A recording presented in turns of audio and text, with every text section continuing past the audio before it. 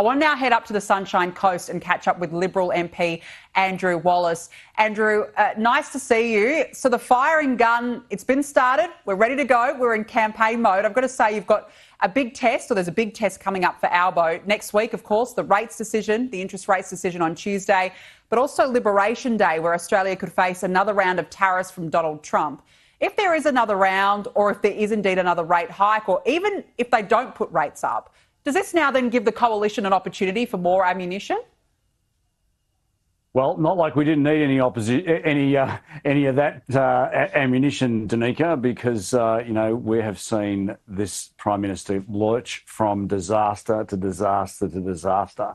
The budget that was announced during the week, 70-cent a week tax cuts, and we have to wait for 15 months before we get them.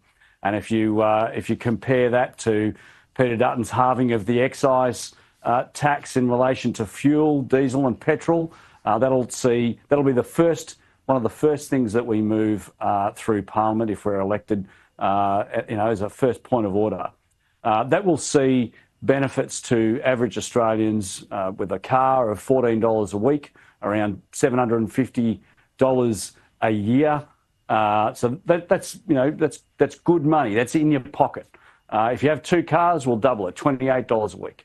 So good for everyday Australians, as opposed to the tax cuts the 70-cent tax cuts that were proposed by the Prime Minister. That will only touch certain elements of the population. But anybody with a car, anybody with a petrol or a diesel car will see these benefits straight away.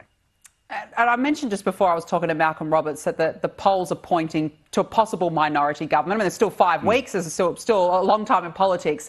But I was listening to Adam Bandt earlier today, and I've got to say the Greens seem like they're licking their fingers already. This is what Adam Bandt said. A minority government is the pathway to get things done. That's what history shows. And with a minority government on the cards, it'll be an opportunity to keep Peter Dutton out and get Labor to act. Andrew, an opportunity to get things done. That's the message from the Greens. What's your response?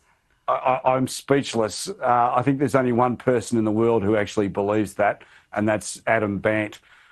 If you look back to the absolute farce that we had in 2010 when we had a Labor Greens minority government, that was an absolute disaster for this country. I mean, this government is already one of the most far left governments that Australia has ever seen. I used to say it's the worst government since Whitlam, but I can't say that anymore. I've got to correct myself because it is the worst government.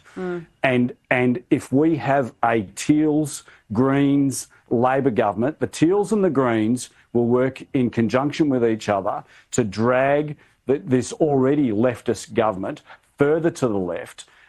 We have already had 3 years of absolute disaster after disaster. We cannot afford another 3 years of Anthony Albanese in a majority government, let alone a minority with the TEALS and the Greens. God help us, Danica. Oh, especially if you've got Prime Minister Albo, the de facto Adam Bandt, and a couple of TEALS scattered in here, there and everywhere. Andrew, it's going to be an absolute mess. But look, 5 weeks is a long time in politics, a huge campaign ahead. We look forward to catching up with you throughout the campaign. Andrew Wallace, good to chat. Thanks so much for joining me on the show. Authorised by Andrew Wallace, LNP, Boccarina, Queensland.